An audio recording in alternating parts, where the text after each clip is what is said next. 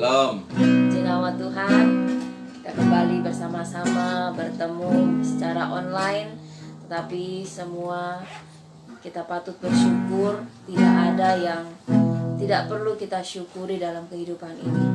Karena itu pagi hari ini kita mau beribadah kepada Tuhan, menyembah Tuhan, memuji nama Tuhan, meninggikan nama Tuhan. Haleluya Yesus.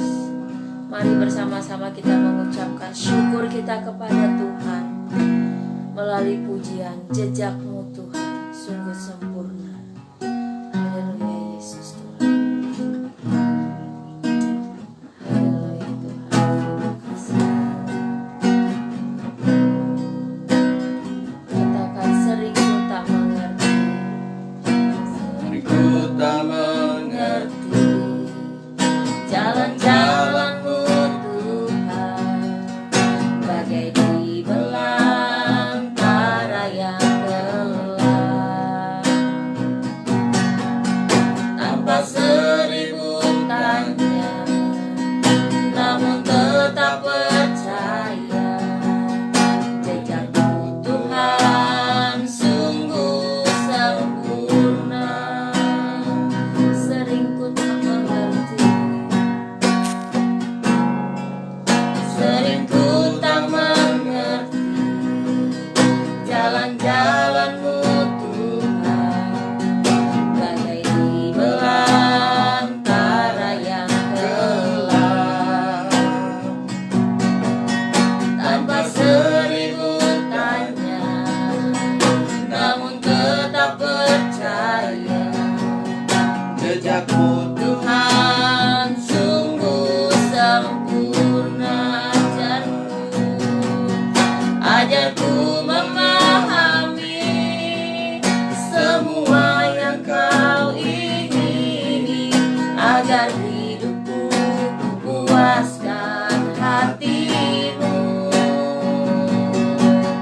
Bagi-Mu aku rela sepenuh hati menghamba, serahkan diri genapi karya-Mu. Sering ku tak mengerti, sering ku tak mengerti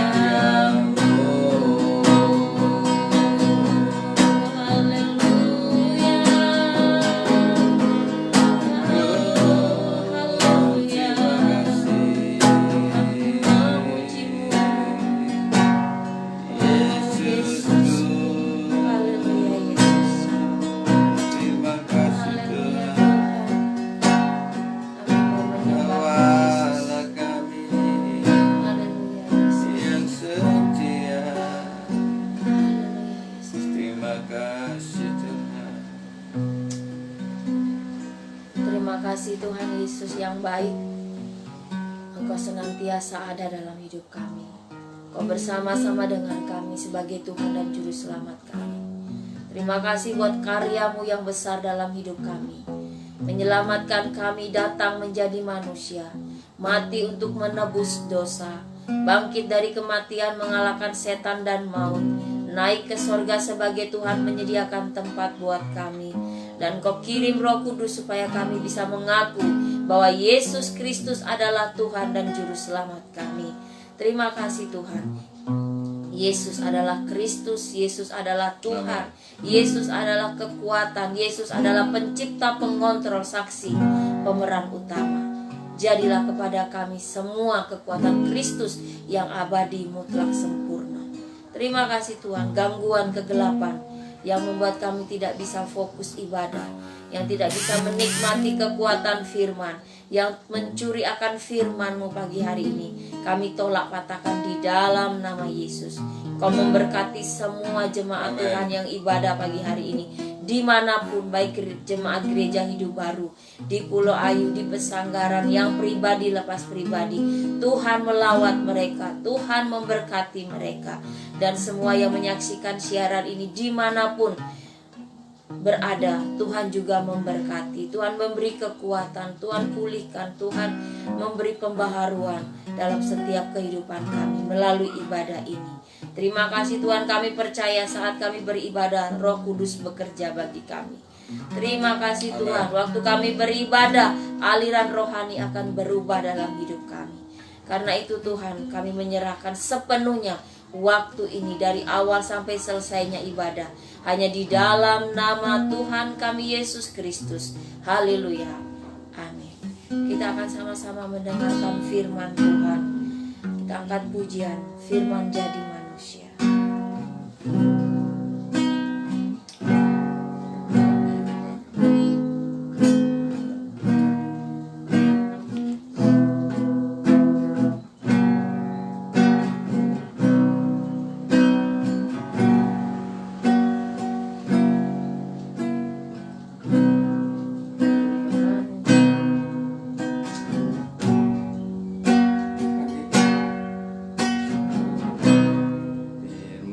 Jadi manusia, diam di antara kita, ada hidup terang bagi manusia. Engkau datang bagi kepunyaan-Mu. Firman jadi manusia, firman jadi manusia, diam di antara kita. ada hidup Terang bagi manusia, Engkau datang bagi kepunyaan-Mu.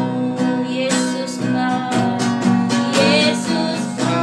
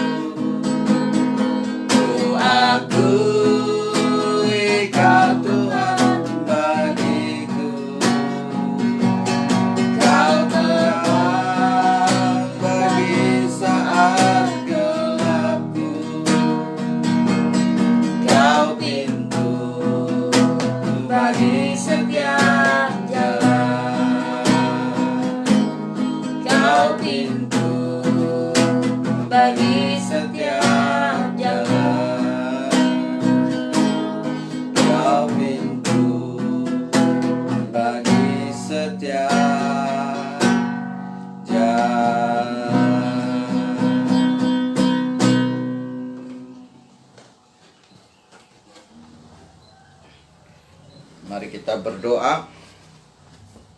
Tuhan Yesus, Engkau adalah terang bagi kami. Karena ketika kami ada dalam kegelapan, Tuhan datang dan memberi terang. Dan terang itu ada di dalam kami, menerangi kami senantiasa supaya kami bisa memuliakan Tuhan, menjadi saksi, menjadi berkat dimanapun kami berada. Berkatilah waktu ini untuk menerima firman dari Engkau, dan biarlah firman boleh tertanam dan berbuah-buah di dalam hidup kami, dan menjadikan kami seperti yang firman mau. Oleh Roh-Mu yang kudus bekerja, nyatakan bagi kami semua masing-masing, sedalam mungkin, sesederhana mungkin. Segala kegelapan yang mau mencuri firman, patahkan dalam nama Yesus. Jadilah sekarang kami sungguh-sungguh siap diberkati oleh kebenaran. Amin. Puji Tuhan, Bapak Ibu Saudara yang diberkati Tuhan, mari kita akan dengar firman Tuhan yang terambil dari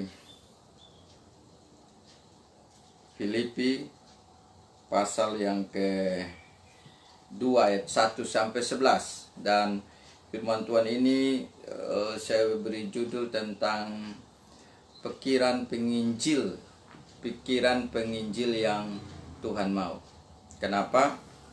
Karena dari pikiranlah kita bisa mengalami maju atau tidaknya sesuatu pergerakan. Itu diproses di dalam pikiran. Ketika pikiran kita cocok dengan firman Tuhan, maka pikiran kita itu akan membuat kita lebih bergerak menuju ke sana. Karena itu pikiran penginjil yang Tuhan mau itu seperti apa? Di dalam Filipi 2 ayat 1 sampai 11 dikatakan di sana. Filipi 2, mari kita baca. Filipi 2 ayat 1 sampai 11. Jadi karena dalam Kristus ada nasihat, ada penghiburan kasih, ada persekutuan roh, ada kasih mesra dan belas kasihan. Karena itu sempurnakanlah sukacitaku dengan ini. Hendaklah kamu sehati sepikir, dalam satu kasih, satu jiwa, satu tujuan. Jadi yang pertama kita harus lihat bahwa Paulus mau bilang kepada jemaat di Filipi ketika dia ada di dalam penjara tentang pikirannya harus tertuju. Pikiran penginjil itu seperti apa? Yang pertama harus pikiran yang tertuju kepada Kristus saja. Satu hati, satu pikir, satu tujuan. Dan itulah yang akan membuat sukacita Paulus semakin menguat, semakin bersukacita. Karena yang Paulus rindukan kepada semua umatnya, umat Filipi, adalah mereka satu dengan pikiran Paulus juga. Pikiran Paulus itu pikiran seorang penginjil. Dia berpikir tentang bagaimana tertuju kepada Kristus saja. Pikirannya itu hanya ingat bagaimana Yesus datang, Yesus mati, Yesus bangkit, Yesus naik ke surga, Yesus kirim Roh Kudus, Yesus menjadi pusat penyembahan, Yesus menjadi segalanya dalam kehidupan. Itu yang Paulus ingin tanamkan bagi dirinya sendiri. Di pikiran dia, waktu dia di penjara, waktu dia mengalami kesusahan, dia tetap tertuju kepada Kristus pikirannya. Karena itu pikiran yang begitu kuat tertuju kepada Kristus menyebabkan dia tidak begitu takut dengan segala keadaan. Dan dia tidak khawatir, bahkan dia tidak merasa sakit atau cemas dengan segala penderitaan yang dia alami. Karena waktu dia di penjara pun dia dipukuli. Tetapi jam 12 malam, tengah malam, dia karena pikirannya tertuju kepada Kristus, dia memuji Tuhan. Dia menyembah Tuhan. Dan akhirnya kuasa Tuhan dinyatakan. Penjara terbuka. Rantai-rantai dilepaskan. Belenggu-belenggu. Saudara, ketika orang tertuju kepada Kristus, pasti kelepasan terjadi. Kekuatan pikiran kita yang menarik hanya Kristus saja kekuatan. Disinilah yang membuat Paulus mengalami banyak pemulihan, kekuatan. Maka dari itu dia menulis tentang kebenaran ini kepada saya dan saudara. Supaya apa? Pikiran penginjil yang Tuhan mau adalah pikiran yang ditujukan kepada Kristus saja. Senantiasa. Ayat 1 dan 2 tadi kita baca bahwa jelas. Karena di dalam Kristus ada nasihat. Pikiran di dalam Kristus itu mau dinasihatkan tertuju kepada Kristus. Dan penghiburan kasih. Ada persekutuan roh, ada kasih mesra dan belas kasihan. Orang yang hidup di dalam Kristus, penginjil, pikirannya harus diisi dengan pikiran seperti ini. Dan sempurnakan sukacitaku, hendaklah kamu sehati, sepikir, dalam satu kasih. Satu jiwa, satu tujuan. Bayangkan. Jadi orang yang sudah ada dalam Kristus semuanya, pikirannya harus diisi seperti hal-hal ini. Tertuju kepada Kristus. Satu tujuan. Bagaimana Kristus ditinggikan dalam hidup saya. Bagaimana Kristus dimuliakan dalam hidup saya. Bagaimana Kristus menjadi sukacita tertinggi dalam hidup saya. Bagaimana Kristus itu menjadi pokok penyembahan saya. Bagaimana Kristus dimuliakan untuk semua orang. Bahkan menjadi satu kesatuan. Itu yang Paulus pikirkan. Di mana-mana supaya satu tujuan. Orang menyembah Kristus yang sama. Orang datang kepada Kristus yang sama. Kristus itu adalah juru selamat. Nah, ini yang saudara dan saya harus tanamkan dalam hidup ini. Pikiran penginjil yang Tuhan mau adalah pikiran yang tertuju kepada Kristus saja. Amin. Dan akhirnya mau kalau pikirannya sama, tertuju kepada Kristus, akan menjadi satu hati, satu tujuan, akan menjadi satu kekuatan, akan menjadi satu kesamaan, dan akhirnya bisa bekerja bersama-sama, menjadi satu tim yang kuat. Karena itu orang yang bisa menjadi tim dalam penginjilan adalah orang yang punya pikiran yang sama. Paulus tidak mungkin bisa jalan dengan orang yang tidak punya pikiran yang sama. Maka dia pernah berganti tim. Ketika pikirannya sudah tidak bersama untuk Injil, bergerak cepat lewat Injil, maka lebih baik dia pisah. Dan Paulus memilih untuk pisah. Dia jalannya pertama dengan siapa? Barnabas. Akhirnya dia berjalan dengan siapa lagi? Silas. Karena dia Barnabas sudah mencapai di situ, tapi penginjilan itu berlanjut. Dan Paulus ingin kita seperti itu. Satu hati, dalam kasih mesra, dalam tujuan yang sama. Pikiran kita hanya untuk Kristus saja. Kenapa? Karena Kristuslah pemilik segala-galanya. Paulus sadar bahwa dia tidak bisa lepas dari Kristus. Karena Kristuslah yang menyelamatkan dia dari kehidupan yang memegang hukum Taurat saja, menjadi kehidupan yang memegang kasih karunia Allah, penyelamatan. Dan inilah yang Paulus mau tanamkan. Pikiran seorang penginjil yang Tuhan mau adalah pikiran yang tertuju kepada Kristus. Yang kedua, pikiran penginjil yang Tuhan mau adalah pikiran yang ditujukan untuk melakukan yang terbaik bagi orang lain. Bagaimana setelah kita tertuju kepada Kristus, kita aplikasikan dalam kehidupan mengasihi jiwa-jiwa, menolong orang lain. Di ayat yang ke-3 dan ke-4 dikatakan di situ, ayat 3 dan 4, dengan tidak mencari kepentingan sendiri atau puji-pujian yang sia-sia, sebaliknya hendaklah dengan rendah hati yang seorang menganggap yang lain lebih utama daripada yang dirinya sendiri. Dan janganlah tiap-tiap orang hanya memperhatikan kepentingannya sendiri, tetapi kepentingan orang lain juga. Artinya kalau kamu sudah tertuju kepada Kristus, sekarang jangan hanya menguatkan dirimu sendiri di dalam Kristus saja, lalu menguatkan diri sendiri, lalu tidak menolong orang lain. Harus juga mencari kepentingan keselamatan orang lain juga. Karena ketika kita sudah selamat di dalam Kristus, kita juga harus punya hati seperti ini yang dimaksud, pikiran seperti ini. Jangan mementingkan diri sendiri. Artinya keselamatan itu harus kita pikirkan bagaimana saudara saya, bagaimana orang tua saya, bagaimana keluarga saya, bagaimana teman-teman saya. Mereka juga butuh diselamatkan. Ini yang Paulus mau ajarkan. Pikiran yang tertuju juga kepada orang lain dengan pikiran Kristus yang sudah ada di dalam kita.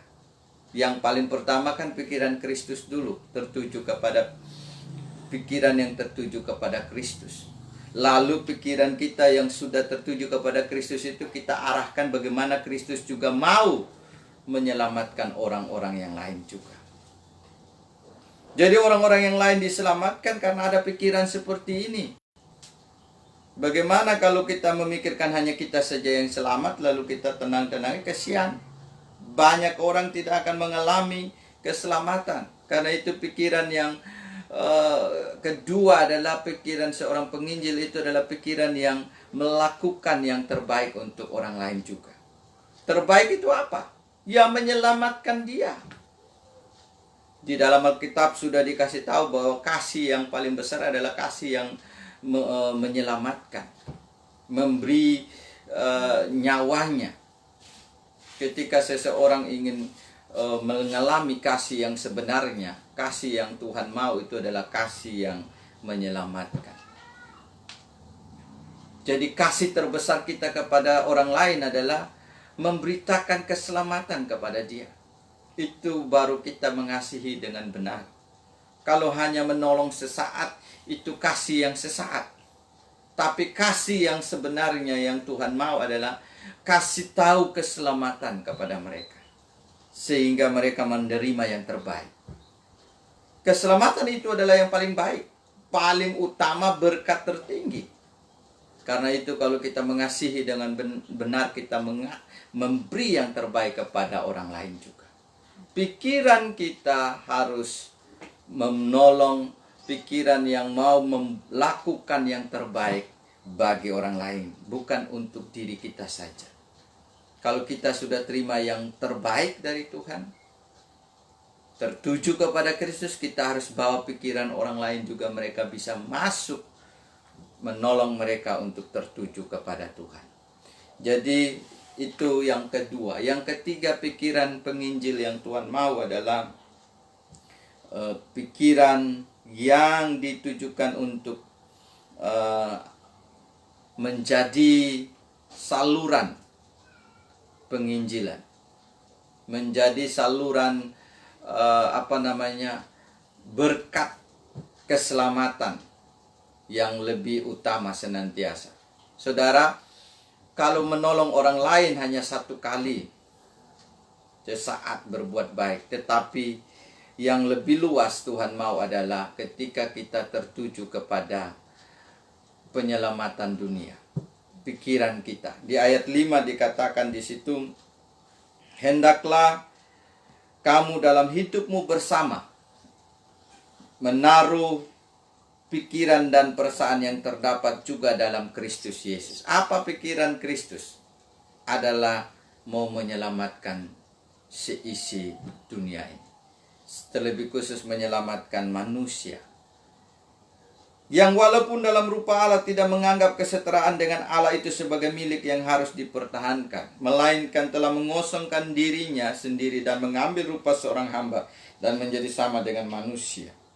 Dan dalam keadaan sebagai manusia, ia telah merendahkan dirinya dan taat sampai mati, bahkan sampai mati di kayu salib. Itulah sebabnya Allah sangat meninggikan dia dan mengaruniakan kepadanya nama di atas segala nama, supaya dalam nama Yesus bertekuk lutut segala yang ada di langit dan yang ada di bawah, di atas bumi dan yang ada di bawah bumi, dan segala lidah mengaku Yesus Kristus adalah Tuhan bagi kemuliaan Allah Bapa. Amin. Saudara, berarti pikiran kita harus tertuju hanya kepada penyelamatan. Tadi pikiran kita menolong manusia. Tetapi lebih jauh yang Tuhan mau pikiran kita masuk sampai penyelamatan.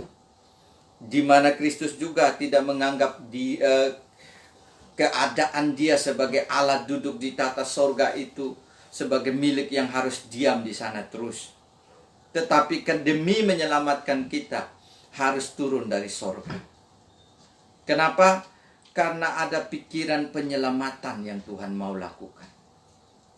Harusnya anak-anak Tuhan, orang yang sudah ada di dalam Kristus, seorang penginjil, pikirannya adalah pikiran penyelamatan. Seperti Kristus yang punya hati, pikiran yang kalau saya tidak turun, siapa yang akan menyelamatkan manusia? Kita pun juga sama. Kalau bukan saya, siapa lagi yang akan menolong orang ini? Jangan kasih limpahkan ke orang lain. Karena kita hidup pasti ada tugas yang Tuhan mau di setiap pribadi kita. Dan di setiap orang punya tugas di daerah masing-masing. Saudara bisa menyelamatkan di daerah masing-masing. Karena itu jangan suruh orang lain yang menyelamatkan. Terus kita apa?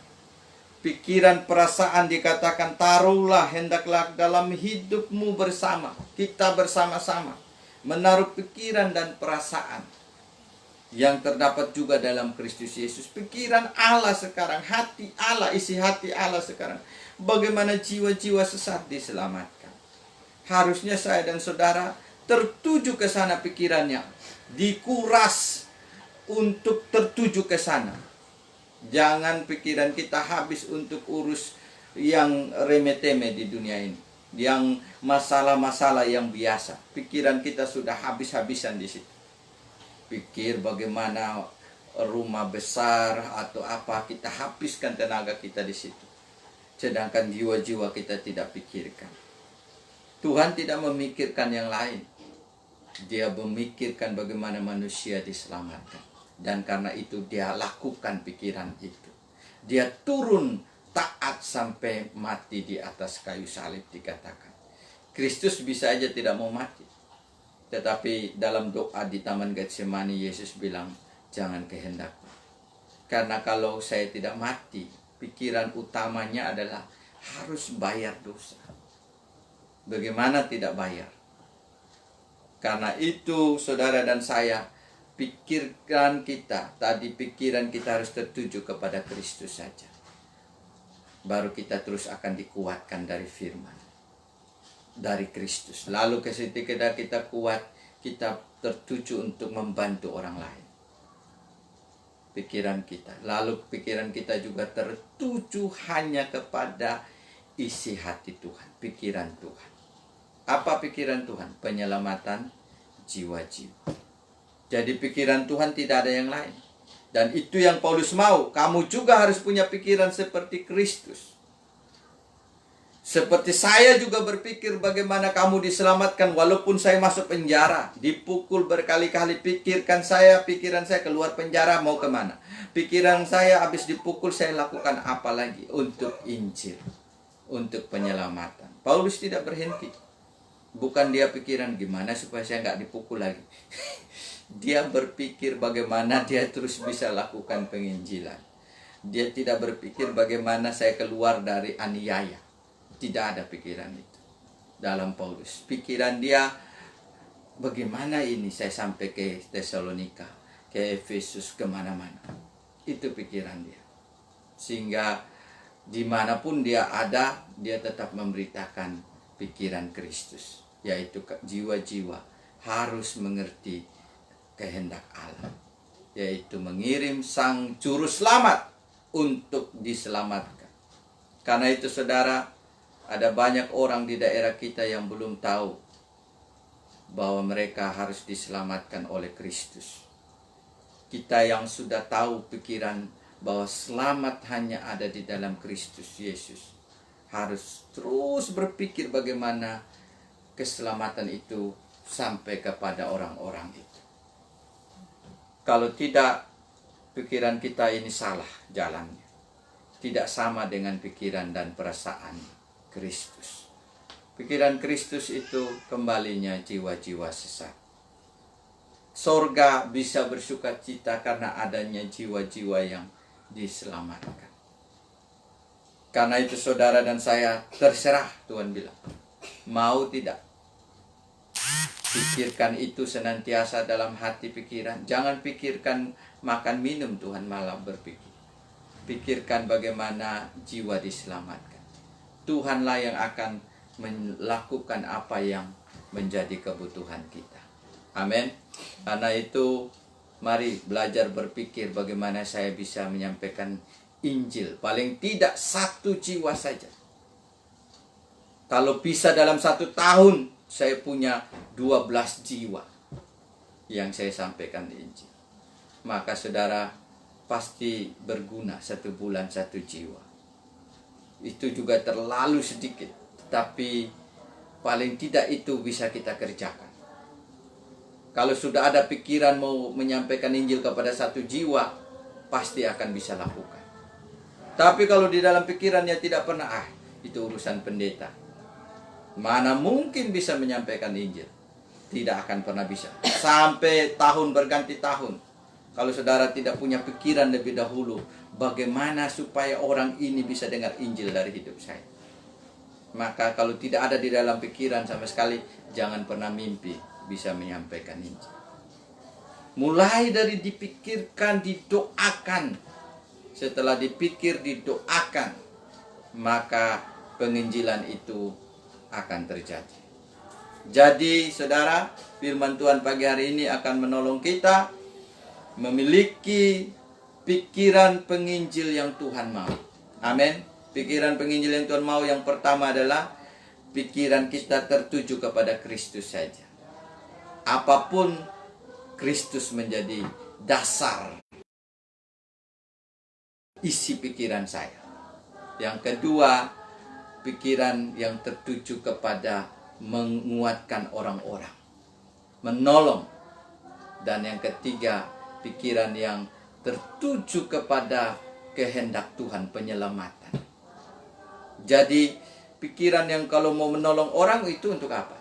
Sampai kepada pikiran Tuhan, penyelamatan. Jadi kiranya 3 pikiran akan kita selamatkan. Amin. Tuhan Yesus memberkati kita. Mari kita berdoa. Bapa, terima kasih buat firman-Mu. Kami percaya biarlah pikiran penginjil yang Engkau mau ada di dalam pikiran kami. Mari rubah pikiran kami. Mungkin pikiran kami sudah jauh berpikir tentang hanya dunia ini. Sebenarnya salah, karena kami akan tinggalkan dunia ini. Mari kami hanya berpikir bagaimana dampak berpikir kepada Tuhan, tertuju kepada Tuhan saja. Pikiran kami harus kami cocokkan selalu dengan firman Tuhan, kehendak Tuhan. Lalu kami akan masuk kepada pikiran yang tertuju kepada penyelamatan jiwa-jiwa. Pikiran yang menolong banyak orang juga lewat hidup yang tertuju kepada Kristus. Terima kasih Bapa. Dan akhirnya nama Kristus ditinggikan.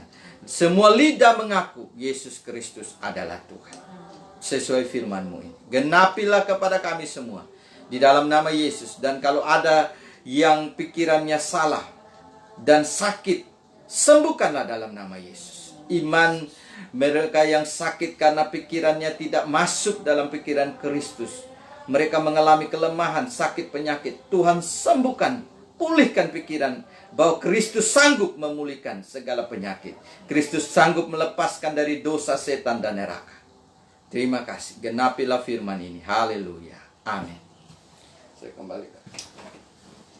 Nama Tuhan, kita akan mengakhiri ibadah kita dan memberi persembahan. Kita angkat pujian kiranya doa Yabes.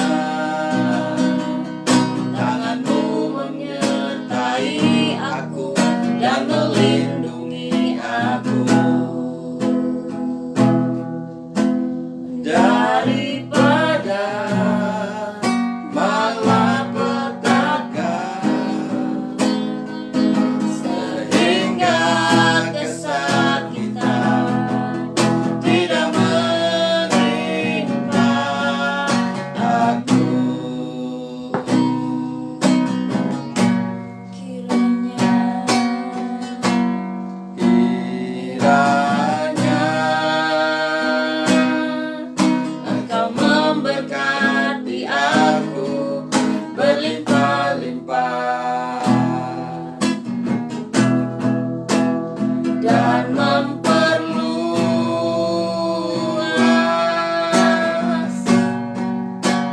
daerahku,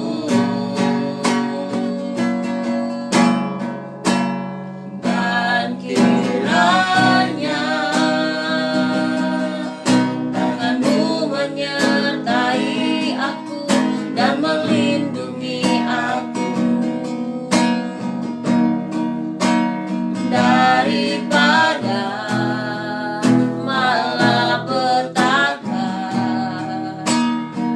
sehingga kesakitan tidak menimpa aku.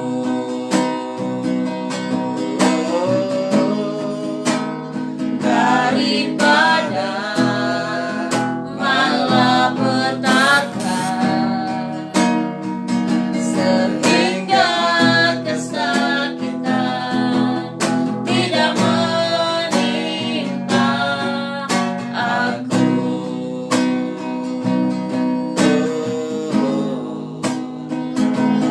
Daripada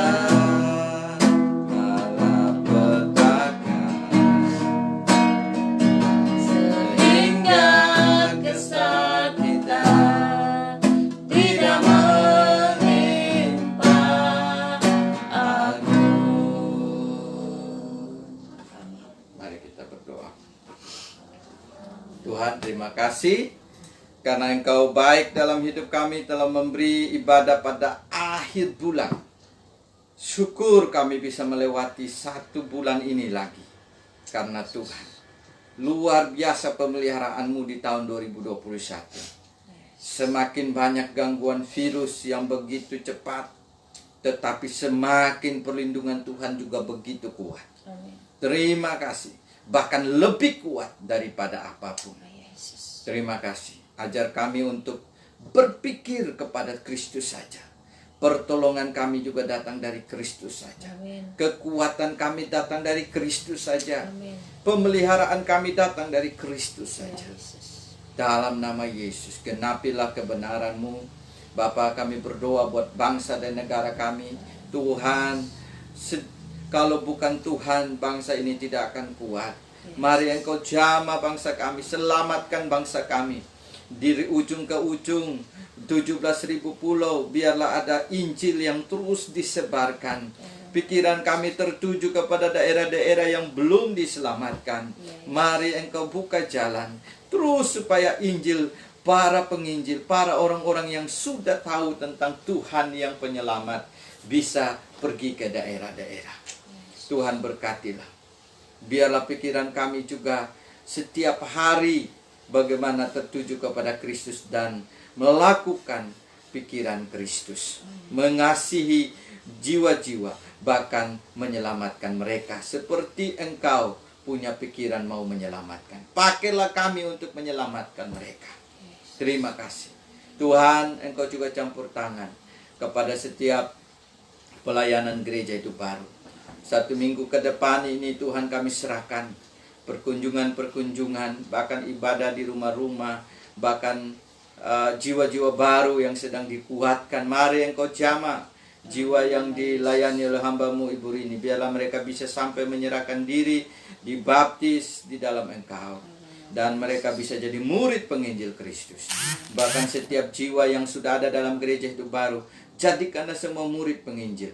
Biarlah tahun ini mereka bisa satu membawa dua, karena tugas bekerja memberi buah itu harus terjadi dalam kami semua. Terima kasih, genapilah visi gereja itu baru, bekerja memberi buah di tahun ini. Dengan kekuatan Kristus akan menuai buah-buah roh, menuai buah-buah jiwa-jiwa. Terima kasih, genapilah.